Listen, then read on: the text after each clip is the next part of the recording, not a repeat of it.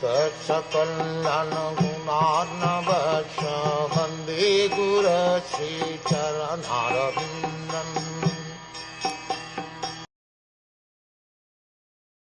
In such a transcendental state, there is no need of artificial control of the mind, mental speculation or meditation, as performed by the jnanis and yogis.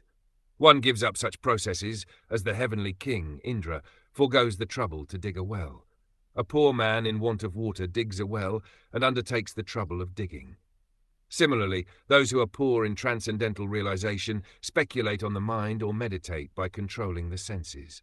But they do not know that such control of the senses and achievement of spiritual perfection are simultaneously made possible as soon as one is factually engaged in the transcendental loving service of the Supreme Person, the personality of Godhead.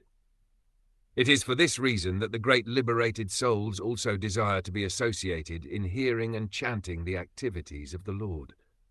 The example of Indra is very appropriate in this connection. King Indra of heaven is the controlling deity or demigod for arranging clouds and supplying rains in the universe, and as such, he does not have to take the trouble to dig a well for his personal water supply. For him, digging a well for a water supply is simply ludicrous. Similarly, those who are factually engaged in the loving service of the Lord have attained the ultimate goal of life. And for them there is no need of mental speculation to find out the true nature of God or his activities. Nor do such devotees have to meditate upon the imaginary or real identity of the Lord. Because they are factually engaged in the transcendental loving service of the Lord's pure devotees have already achieved the results of mental speculation and meditation. The real perfection of life is therefore to be engaged in the transcendental loving service of the Lord.